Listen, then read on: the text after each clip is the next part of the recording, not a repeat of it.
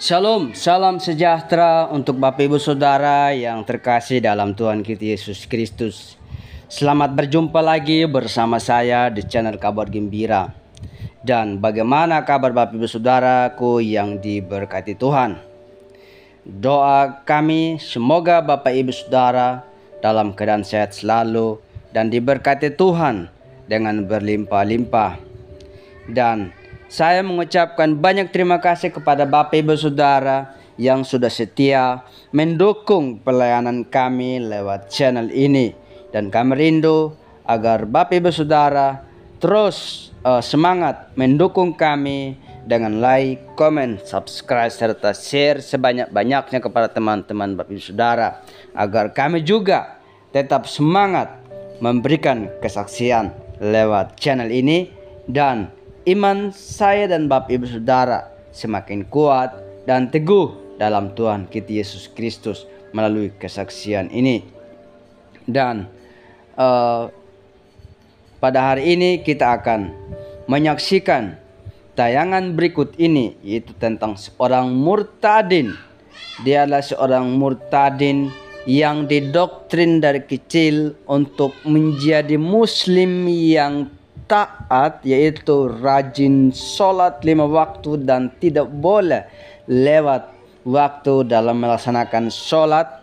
Harus rajin pengajian dan mengkaji kitab sucinya Bapak Ibu Saudaraku yang diberkati Tuhan. Dan mereka didoktrin, diajarkan untuk nuruti saja, ikuti saja. Pokoknya mereka itu betul-betul ya dibohong Bapak Ibu Saudara. Yang penting nurut saja, yang penting taat saja melakukannya. Tidak boleh tahu artinya dan lain sebagainya Bapak Ibu Saudaraku yang diberkati Tuhan. Sehingga murtadin ini dia harus mencari tahu tentang Tuhan yang benar. Dia harus mencari tahu kehendak Tuhan. Dia harus mencari tahu Tuhan yang memang layak disembah Bapak Ibu Saudaraku yang diberkati Tuhan. Dan akhirnya dia menemukan dalam kitab suci dan dia mengambil keputusan untuk percaya Yesus dan memberikan kesaksian hidupnya lewat channel ini Bapak Ibu Saudaraku. Jangan lama-lama, mari kita menyaksikan tayangan ini bagaimana proses dari agama Islam menjadi Kristen Bapak Ibu Saudaraku yang diberkati Tuhan. Shalom, selamat menyaksikannya. Untuk memberikan kesaksian mengenai apa yang saya alami. Pertama, saya dengan Sari Novita, usia saya saat ini sekitar 37 akan 38 tahun ini. Saya lahir kebetulan dari keluarga yang berbeda suku ya. Bapak saya dari Medan, Sumatera Utara, Melayu. Ibu saya dari Jawa. Kebetulan kami sendiri ini menganut Muslim sebenarnya karena dari lahir, gitu. Jadi apapun yang diajarkan oleh keluarga tentang agama adalah turun temurun. Dasarnya kalau mengenai keluarga saya sebenarnya ada salah satu kakek saya dari ibu saya itu sebenarnya dulunya adalah penganut agama Kristen lah ya. Hanya karena dia menikahi nenek saya, akhirnya jadi mu'alaf. Tapi ajarannya satu yang sempat saya ingat, bahwa Tuhan, agama apapun itu baik. Jangan karena orang tuamu Muslim kamu ikut Muslim, dan jangan karena orang tuamu agama lain kamu ikut agamanya atau segala macam. Pilihlah menurut hatimu. Seperti itu. Itu sempat disampaikan kepada saya puluhan tahun yang lalu. Kemudian saya sendiri pendidikan saya nggak tinggi-tinggi amat. Kebetulan saya hanya sanggup sekolah sampai sarjana muda atau D3 dan kemudian bekerja. Keluarga saya sendiri pun kebetulan papa saya itu dia PNS dan memang orang yang tegas karena mungkin dia orang Medan ya, kita tahu watak seberang itu keras gitu kan. Dan kebalikannya ibu saya itu karena dia orang Jawa, dia lemah lembut. Dan papa dan mama itu bekerja dua-dua. Jadi dari kami kecil itu saya selalu tinggal ya hanya seperlunya aja lah. Seperlunya aja bertemu dengan istilahnya ya mungkin rumah itu menjadi tempat kedua lah ya setelah kantor karena lebih lama di kantor dibanding di rumah. Jadi mungkin mereka berangkat saya belum bangun, kemudian saya tidur mereka baru datang seperti itu kan ya. Hanya saja saya memang selalu dibekali dengan pendidikan agama. Boleh dibilang nggak buruk-buruk amat. Orang tua saya selalu, ayo nak kita belajar ini, mengaji itu bagus. Kita mengaji itu dapat pahala. Setiap kita baca ininya kita dapat pahala seperti itu. Jadi belajarlah mengaji saya sampai hatam Al-Quran walaupun saya nggak ngerti itu artinya apa karena saat itu yang saya pegang waktu saya kecil itu Al-Quran tidak ada tafsir artinya gitu, hanya bentukan tulisan Arab saja. Seperti itu. Walaupun mungkin di sekolah suka dijelaskan, ini loh arti surat ini seperti ini. Tapi itu hanya point to point. Misalkan seperti surat Al-Fatihah, itu artinya ini seperti itu kalau di sekolah dulu ya. Kemudian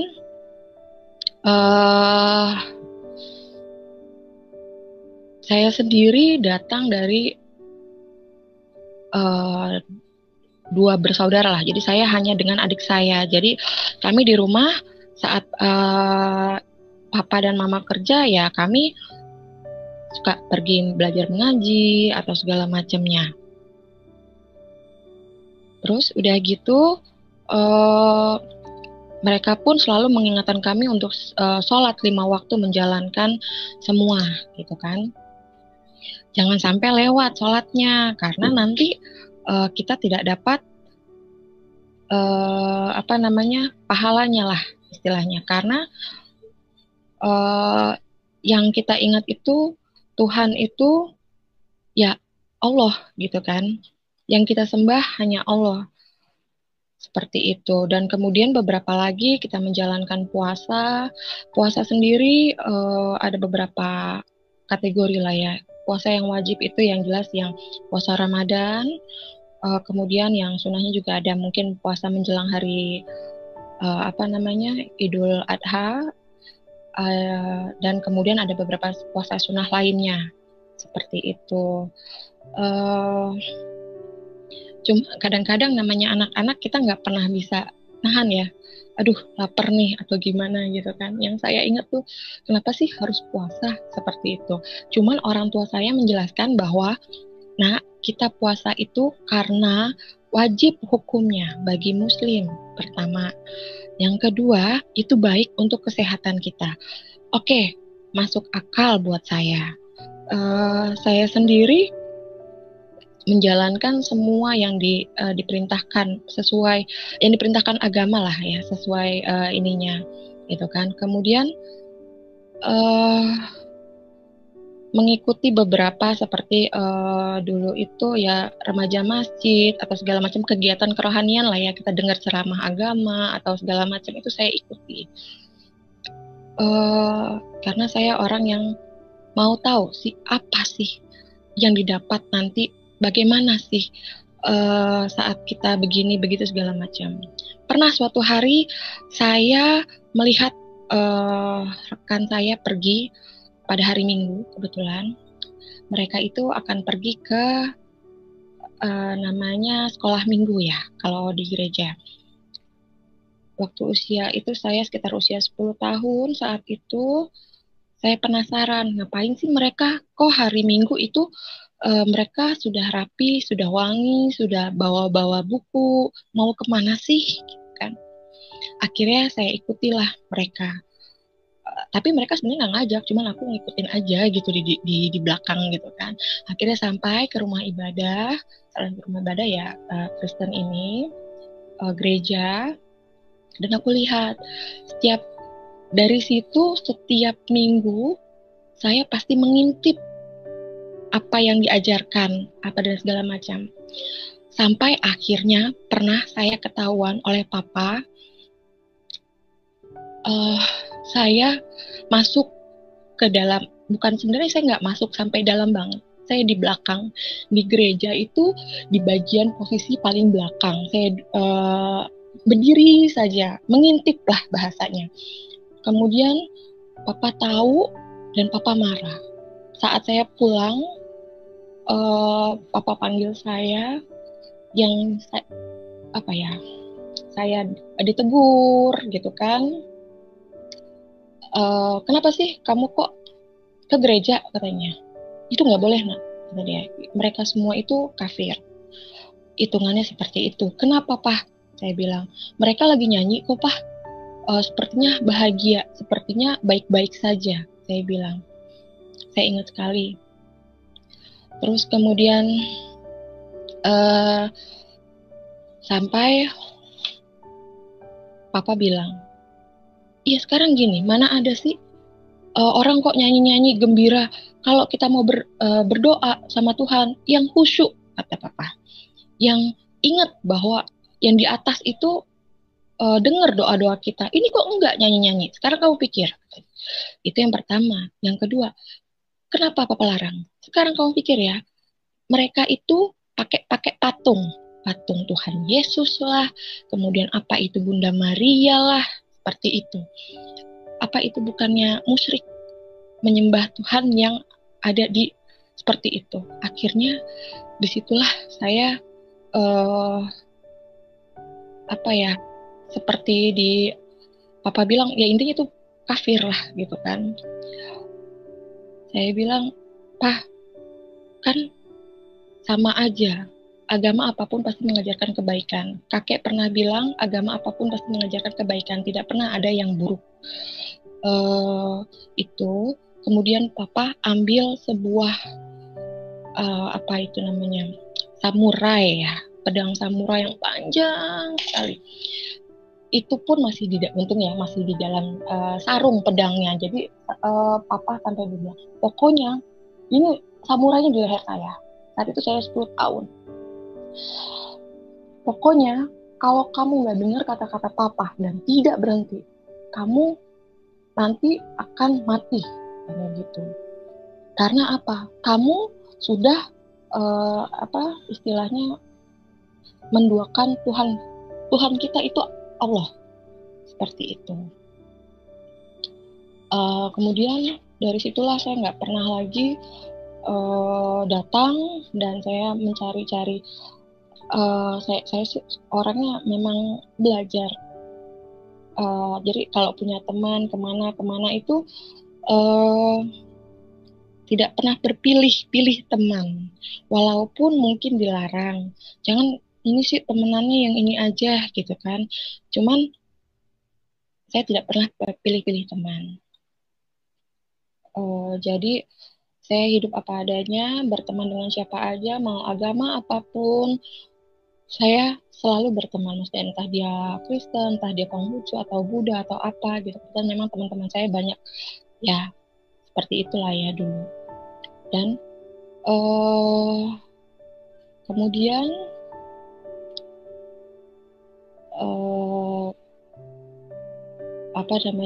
saya sendiri sebenarnya beralih itu dari agama yang lalu ke sini saya sendiri mengalami sebuah mimpi. Kurang lebih itu tahun 2019 akhir, sekitar bulan Desember. Saat itu saya bermimpi ada sosok pria besar, tinggi, dan tampan.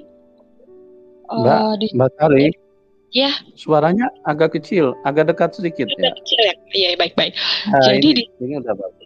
sudah jelas. Oke, baik. Jadi di situ saya melihat sosok itu datang dalam mimpi saya.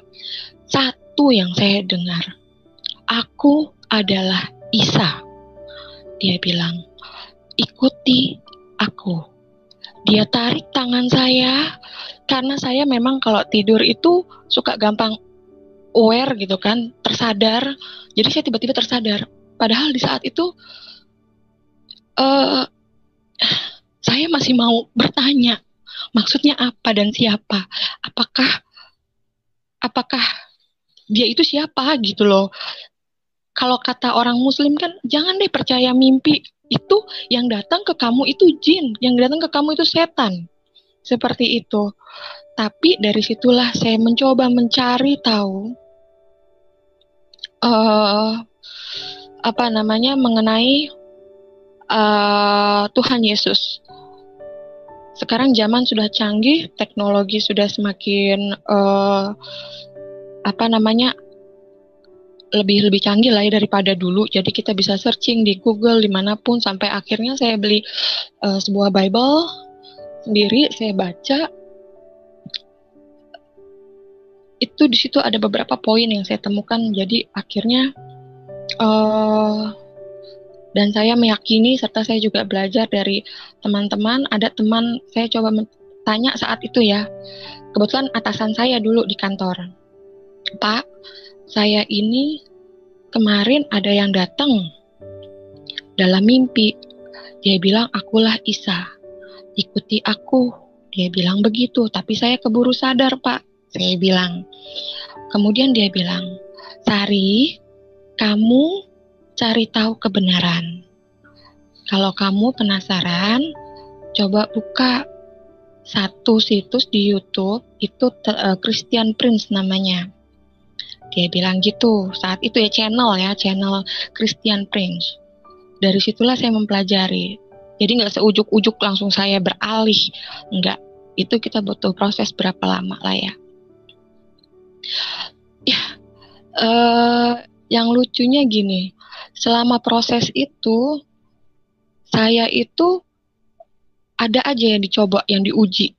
Karena mungkin inilah proses saya untuk menerima Tuhan. Jadi entah dibuat seperti langsung gimana ya, awal tahun 2020 kemarin kita COVID, tiba-tiba saya nggak ada kerjaan, saya semua kita berhenti karena saat itu saya kerja hanya freelance, jadi kerja berdasarkan dipanggil, kita dipanggil baru kita ke kantor. Ya kalau freelance nggak ada gaji tetap kan, akhirnya ya sudah. Sampai akhirnya kita punya banyak waktu untuk mencari tahu mengenai siapa sih Isa ini, gitu kan, siapa sih dia. Saya pelajari ini itu segala macam. Kemudian sampai saya bertemu ayat satu surat yang kalau nggak salah Yohanes 10:30. Disitulah aku dan Allah Bapa adalah satu. Disitulah saya benar-benar tersadar bahwa perjalanannya, maksudnya ini aku di sini kan Isa kan, menurut kami itu nabi Isa gitu kan. Karena di situ di Yohanes sendiri menceritakan tentang banyak ya, saya udah baca juga, tapi saya nggak terlalu hafal lah ya. Mungkin kurang lebih di sini aku ini kan berarti kan Yesus, Isa Al-Masih kan. Aku dan Bapa adalah satu, berarti Isa dan Allah Bapa itu ya dia juga gitu loh. Kemudian seiring berjalannya aku bisa meyakinkan segala yang ada. Aku coba meyakini hatiku, memantapkan jiwaku. Kemudian barulah saya mencari tahu. Karena ini ya, karena lagi COVID saat itu, jadi gereja streaming tuh. Kebetulan lah di situ saya belajar dari beberapa gereja saya masih mencari-cari gereja-gereja mana gitu kan ya. Saya mencari yang kira-kira bisa memberikan pencerahan atau jalan lah ya buat saya. Benar-benar mantap. Hanya saja saya sendiri sampai saat ini belum sempat dibaptis karena kita keterbatasan dengan gereja itu tutup, tidak operasi ya, maksudnya tidak seperti masjid, masih beberapa datang, tapi mereka kan memang sesuai dengan ketentuan yang ada, mengikuti lah gitu. Sampai sebelum PPKM saya sempat datang ke gereja, berserah diri sama Tuhan, saya menyerahkan hidupku, tapi memang saya belum sempat bertanya-tanya gitu untuk itu. Yang saya rasakan ini selama ini adalah perubahan yang sangat luar biasa. Tuhan itu baik. Kenapa? Perjalanan hidup saya pahit, Pak. Saya ini sendiri single parent. Kebetulan suami saya sudah almarhum atau sudah meninggal dunia, Pak. Jadi saat hidup itu yang namanya orang, kita waktu muda berumah tangga itu punya mimpi, wah nanti kita bahagia, punya anak, hidup bahagia seperti itu. Tapi ternyata yang saya dapat salah, Pak, nol besar. Saya mengandung anaknya, saya dipukuli, kita bisa dibilang KDRT ya, Pak ya. Saya sabar, mencoba sabar. Karena apa? Muslim, surga seorang istri itu ada pada suaminya. Kalau kita melayani suami kita dengan baik, segala macam, itu kita dijamin masuk surga, Pak. Jadi, walaupun saya merasa saya ini seperti disakiti lahir batin saya, Pak. Capek gitu ya. Bahkan sampai saat ini membekas, mata saya rusak, mungkin ini gigi palsu, Pak, gitu kan, yang dia tonjok, yang dia apain, raga saya ini tidak sempurna, Pak. Tapi saya tetap sholat, menjalankan semua perintahnya. Saya menangis, bahkan saya sholat tahajud, ya Allah, berikanlah pencerahan untuk suamiku, bukakanlah mata hatinya, gitu kan. Terus tiap malam tidak putus, Pak. Sekian tahun lamanya. Anak saya sudah 3, tapi saya masih diperlakukan seolah-olah saya ini hewan, saya ini binatang. Padahal saya, walaupun sudah dia berlaku kasar kepada saya tetap mengabdi. Karena pegangan saya cuma satu, surga saya ada pada suami saya. Dia tidak berbuat baik, dia tidak sholat, saya mengingatkan untuk, ya ayo sholat, ayo dong, gitu kan. Nah, hal-hal yang seperti itu yang dibilang bahwa itu tuh katanya sebagai istri yang soleha harus masuk membawa atau mengingatkan suaminya, ayo kita sholat lagi, ayo kita ini. Oke lah, sehari 2 hari dia ingat gitu ya, dia dia sadar. Tiba-tiba besoknya lagi ya udah tuh kayak gitu, siksa saya lagi, apalagi.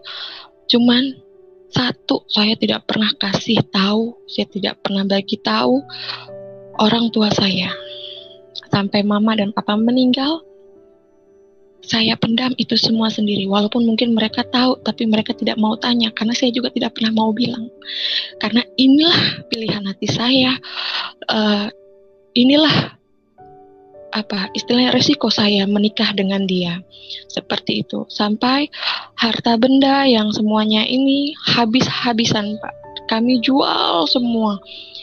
Karena apa? Saya baru tahu setelah saya hamil anak kedua saya bahwa dia menggunakan narkoba. Saya tidak kasih uang, dia pukul saya, dia siksa saya. Saya kasih uang pun masih saya disiksa dan dipukul, Pak. Dan sadisnya itu di depan anak-anak saya. Yang notabene-nya mereka masih kecil-kecil dan akan merekam kejadian itu.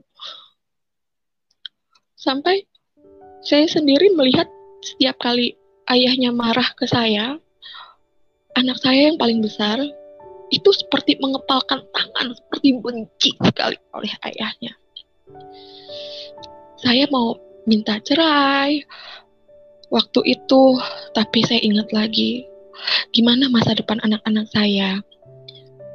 Harus gimana saya menjalani ini, membesarkan mereka atau gimana? Di situ masih buta. Saya hanya bisa meminta kepada Allah, ya Allah, bukakanlah pintu hatinya, berikanlah saya keselamatan, lindungilah saya, jangan ambil nyawa saya karena saya mau melindungi anak-anak saya. Setiap malam doa yang sama, sampai menangis, sampai apa, tapi itu terjadi dan terjadi lagi. Sampai suatu hari, mungkin jawaban Tuhan, kami tidak bercerai hidup, tapi kami cerai mati. Mendadak, dia seperti seolah kena serangan atau apalah ya, namanya serangan jantung atau angin duduk, saya kurang tahu bahasanya yang enak yang mana. Jadi 2 hari sebelumnya itu dia baru saja memukul saya. Dia sodorkan pisau ke saya.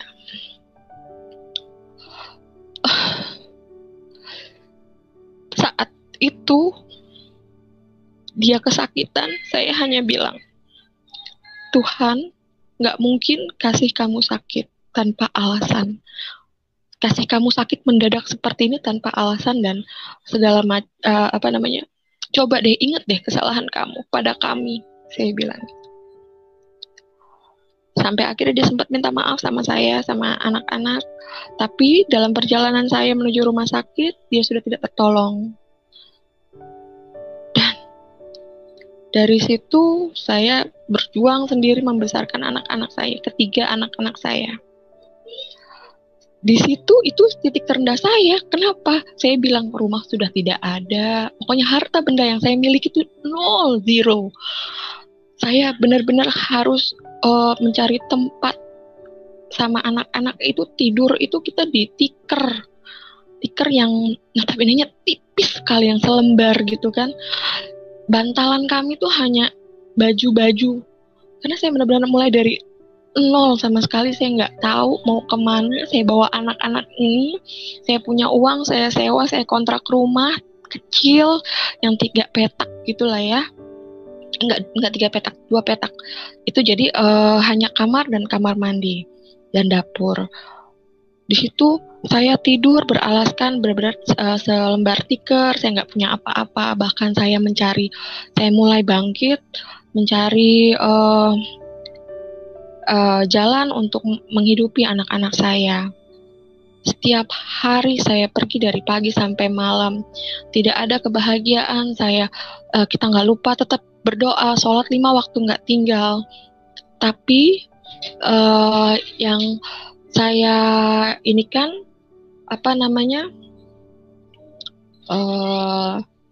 yang saya sesali, tidak ada perubahan.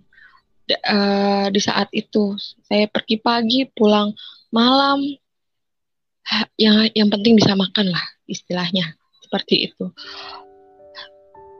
Anak-anak saya tinggal, mereka sendirian di rumah tanpa saya. Dan sampai saya bertemu dengan Tuhan Yesus dalam mimpi ini,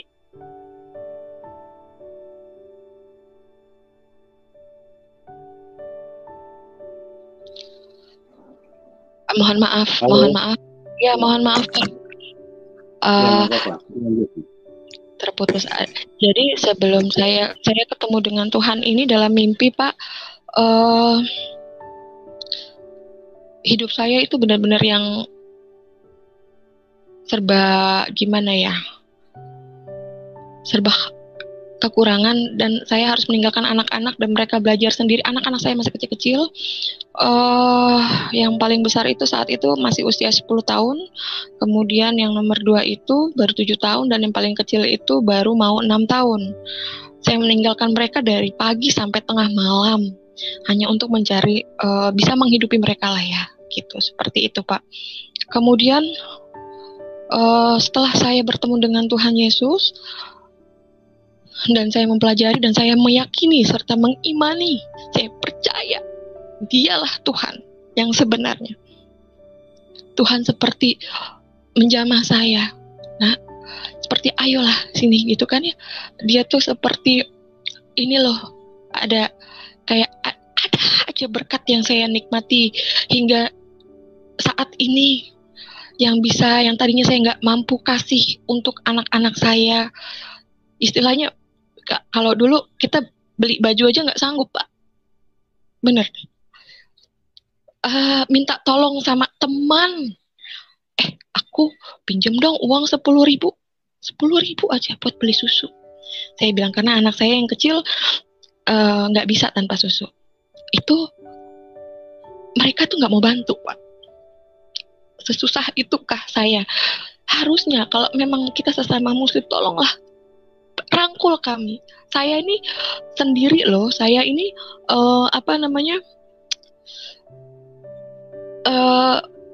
meminjam loh, bukan meminta, gitu kan. Nanti saya ada uang saya kembalikan, seperti itu. Tapi seolah semua menjauh, Pak, menjauh dari saya. Itu saya masih muslim, Pak. Jadi gimana ya? Kayak nggak ada. Kalau kata orang kan, oh iya kalau muslim itu kan saling bersaudara loh, begini kerukunan apa segala macam yang kuat. Mana, Pak, buktinya? Nggak ada. Mereka tidak membantu saya, gitu kan. Malah ya udah lo gue lah kalau bahasanya, gitu kan. Tapi Tuhan itu sangat baik. Saya alami sendiri. Apapun jalan yang sulit sekalipun. Saya kemarin ini sempat memindahkan sekolah anak-anak saya. Saya itu dipersulit karena si Pak RT ini yang sekarang saya tinggal, dia lihat KTP saya, tapi ya muslim. Dia lihat KTP saya masih muslim. Tapi kenapa ya? Kok saya pakai kalung? Lambang ini dia bertanya apa? Lambang Kristen. Dia bilang gitu. Mohon maaf, Pak. Saya sekarang saat ini saya meyakini inilah Tuhan saya, inilah kepercayaan saya. Saya bilang seperti itu. Wah, dia nggak mau kasih saya domisili. Untuk saya bilang, Pak, saya mohon, Pak, ini saya mau pindahkan sekolah anak-anak saya. Saya mau beri yang terbaik untuk anak-anak saya. Dia tetap, karena dia tuh kayak seperti punya dendam pribadi, dendam kesumat sama saya, padahal saya nggak kenal dia banget, itu nggak, sama kali nggak, gitu kan. Puji Tuhan, ada aja jalannya. Sampai saya menemukan satu sekolah yang itu saya dikasih jalan sama salah satu kenalan saya di sini juga. Dia kebetulan memang orang Kristen juga. Sari, kamu coba begini. Aku bilang, ya Kak, kenapa ya Kak ya? Kok gini amat? Saya tuh pengen sekolahin anak aja susah. Saya bilang, cuma minta domisili loh. Saya nggak minta lain-lain. Saya bilang gitu. Kemudian akhirnya dia bilang, coba kamu sekolah ini, kamu urus begini. Ternyata di situ lagi saya ketemu jalan. Tuhan itu baik, saya nggak perlu surat ke domisili apa segala macam, dipermudah. Bahkan di situ saya diberi kemudahan dalam mengurus semua surat-surat yang menurut saya ini bakalan repot nih, karena kami ini masih begini gitu kan, masih statusnya putih. Dibilang putih enggak, dibilang hitam enggak, ya abu-abu lah gitu kan. Ternyata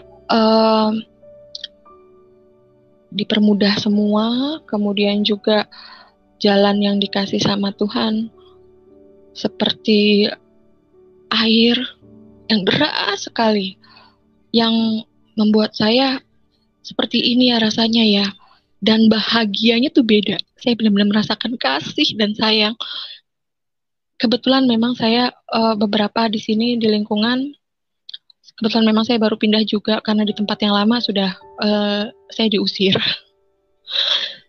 Karena mereka fanatik akan Muslim. Kemudian akhirnya saya pindah ke sini dan mereka merangkul saya. Ada beberapa yang maksudnya agama kita dari Kristen sendiri merangkul, udah Sari, pilihan kamu yang terbaik, itu yang ini, kamu yakini tadi.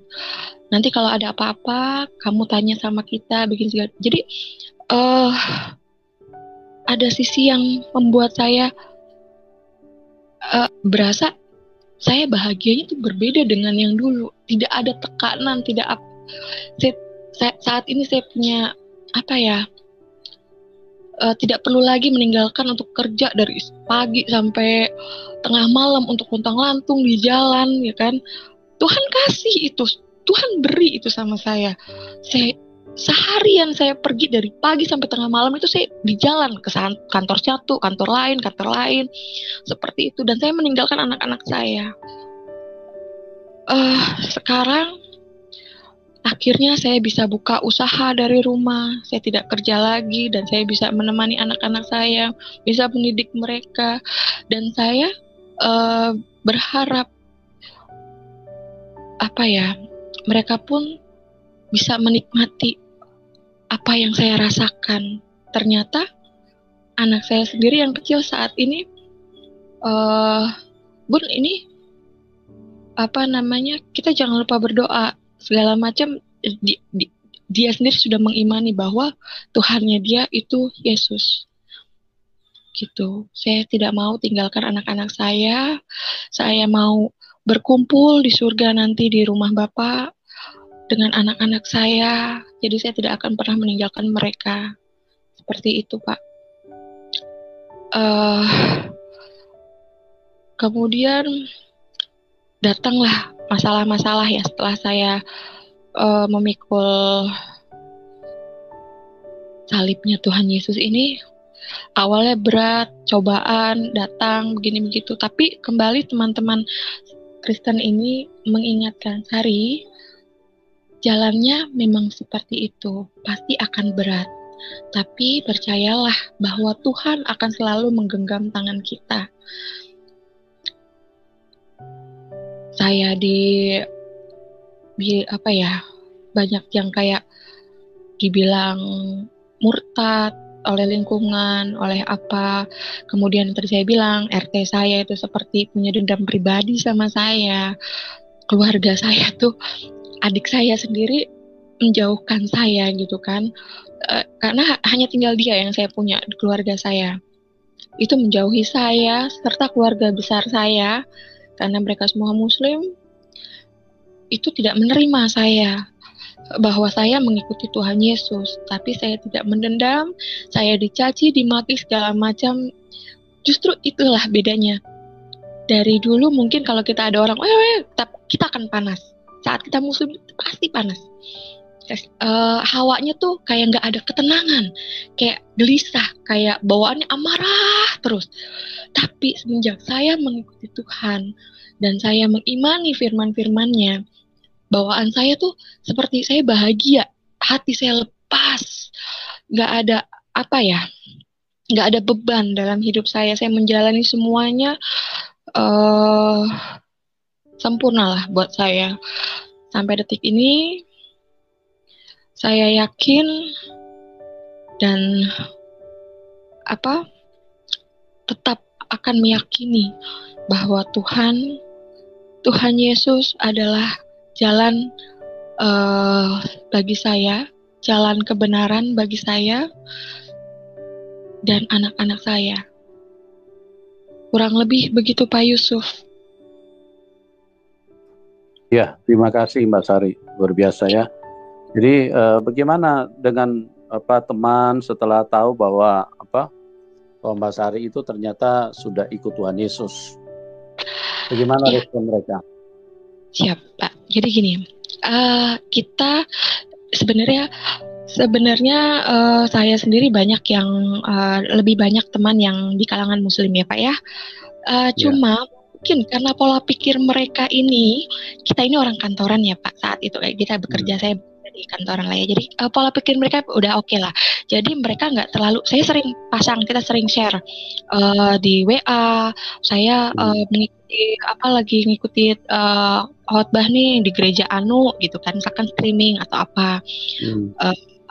Terus kita ketika misalkan surat apa ya, misalkan Matius 1 ayat sekian misalkan seperti itu ya, itu komen.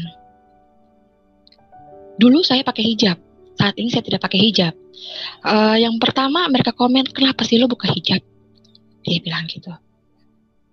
Sebenarnya sih buat saya mau berhijab atau tidak, saya bilang sama. Kalau selama saya meyakini Tuhan Yesus itu ada, kenapa enggak gitu kan? Cuman saya maunya di sini tuh ya udahlah, saya buka daripada nanti jadi masalah gitu kan. Anak saya masih kecil, saya nggak mau jadi ntar saya sulit di sana di sini segala macam. Oke, akhirnya saya buka, tapi saya tetap dengan pendirian saya. Teman-teman saya, mereka itu sebagian support Pak.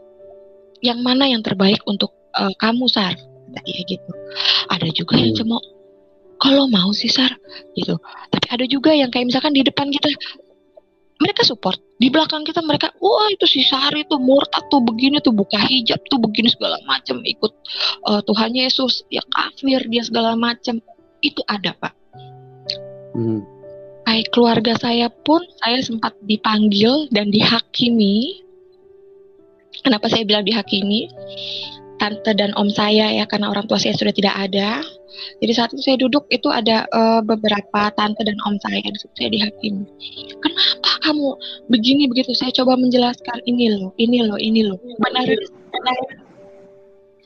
Seperti itu. Tapi hakimi saya tidak setuju lah kalau saya atau saya mengikuti Tuhan Yesus sebagai yang saya yakini sebagai jalan yang benar. Itu sih Pak, kurang lebih. Haleluya. Amin. Bapak Ibu Saudaraku yang diberkati Tuhan, terima kasih sudah menyaksikan tayangan kami lewat channel ini. Dan ya, kita sudah menyaksikan bagaimana proses si murtadin ini dari agama Islam menjadi Kristen. Ya, kita tahu Bapak Ibu Saudaraku bahwa tidak mudah untuk meninggalkan sebuah ajaran, apalagi kalau sudah didoktrin dari kecil, proses dari kecil untuk menuruti segala aturannya dalam ajaran agamanya. Bapak Ibu Saudaraku, tidak mudah. Namun kita tahu bahwa bagi Tuhan tidak ada yang mustahil. Dan Tuhanlah yang menarik para murtadin. Dan puji Tuhan Bapak Ibu Saudaraku, semakin banyak orang yang menyaksikan tentang kasih Tuhan. Banyak sekali murtadin yang tinggalkan agama Islam, ikut Tuhan Yesus. Karena tidak ada gunanya untuk memperbesar atau memperkaya yang namanya agama Bapak Ibu Saudaraku, namun tidak ada keselamatan. Makanya Tuhan Yesus datang bukan untuk membawa agama. Dan memang melalui agama lah kita mendapatkan ajaran yang benar. Dan puji Tuhan Bapak Ibu Saudaraku, para murtadin, para murtad yang betul-betul tahu akan kebenaran firman Tuhan, yang betul-betul mengenal siapa itu Yesus yang sebenarnya, mereka tidak lagi untuk segan-segan untuk bersaksi, menyaksikan tentang kasih Tuhan. Tidak lagi mereka sembunyi-sembunyi. Bahkan mereka membongkar ajaran mereka Bapak Ibu Saudaraku yang memang cukup membingungkan bagi mereka Bapak Ibu Saudaraku yang diberkati Tuhan. Dan inilah sebabnya semakin banyak orang yang melihat terang, melihat kebenaran, melihat keajaiban yang hanya ada dalam Tuhan Yesus Kristus Bapak Ibu Saudaraku yang diberkati Tuhan. Dan kita tahu tadi murtadin ini, dia didoktrin. Intinya ajaran-ajaran yang mereka ajarkanlah nurut saja, taat saja, tidak boleh tahu artinya dan lain sebagainya, Bapak Ibu Saudaraku. Dan itu menyebabkan membohongi semua umat yang mau mencari kebenaran. Dan puji Tuhan, banyak orang yang percaya kepada Kristus dan memberi kesaksian. Dan semoga melalui kesaksian, melalui firman Tuhan yang kita pelajari sehari-hari, iman kita semakin kuat dan teguh, dan kebenaran firman Tuhan itu semakin hari semakin dinyatakan kepada dunia ini yang penuh dengan keji, kepada dunia ini yang penuh dengan kegelapan.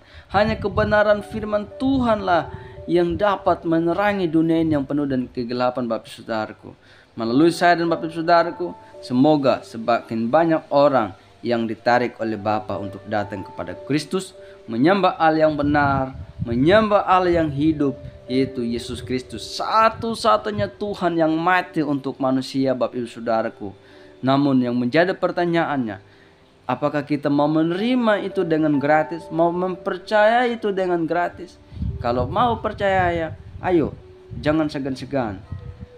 Datanglah kepadanya, Bapak Ibu Saudaraku. Dia sedang menunggu, dia sedang merindukan kehadiranmu, kedatanganmu untuk mempercayai dia sebagai Tuhan dan Juru Selamat. Dan mungkin sampai di sini acara kami, Bapak Ibu Saudaraku yang diberkati Tuhan. Dan jangan lupa untuk membagi-bagikan video ini, agar melalui kesaksian lewat yang ini, mereka juga dapat dikuatkan dan diteguhkan iman mereka, dan kebenaran ini semakin terbongkar, dan mereka yang masih keraskan hatinya boleh dibukakan hatinya, pikiran oleh Roh Kudus, dan mereka juga dapat melihat kebenaran yang hanya ada dalam Tuhan Yesus Kristus. Dan sampai ketemu di video berikutnya.